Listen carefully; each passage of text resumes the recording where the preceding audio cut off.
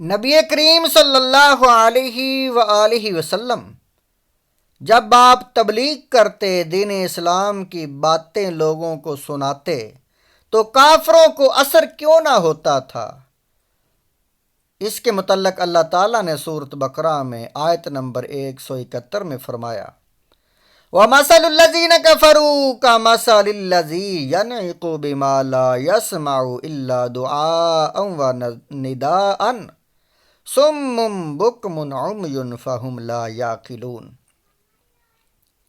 اور کافروں کی مثال اس شخص کی طرح ہے جو کسی ایسے کو پکارے جو خالی چیخ و پکار کے سوا کچھ نہیں سنتا۔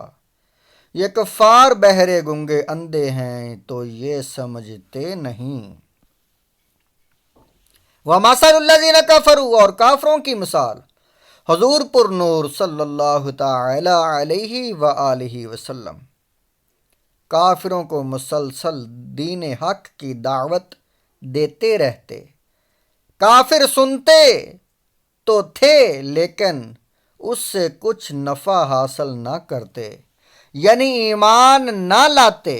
ان کے اس سننے کی مثال بیان کی گئی کہ جس طرح جانوروں کا ایک ریوڑ ہو اور ان کا مالک انہیں آواز دے تو وہ محض ایک آواز تو سنتے ہیں لیکن مالک کے کلام کا مفہوم نہیں سمجھتے۔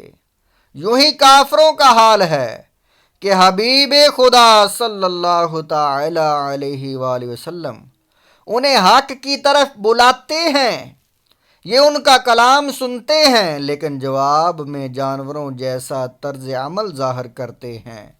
ایسے آنکھ، کان، زبان کا کیا فائدہ جس سے کوئی نفع نہ اٹھایا جا سکے؟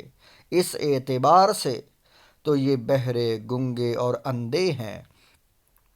اس آیت میں کچھ درس ہمارے لیے بھی ہے کہ دعوت و تبلیغ، وعظ و نصیحت، قرآن و حدیث، اصلاح و تفہیم کے باوجود جو طرز عمل ہمارا ہے وہ بھی کچھ سوچنے کا تقاضا کرتا ہے کہ اس اعتبار سے ہمارے آنکھ، کان بھی کھلے ہوئے ہیں یا نہیں۔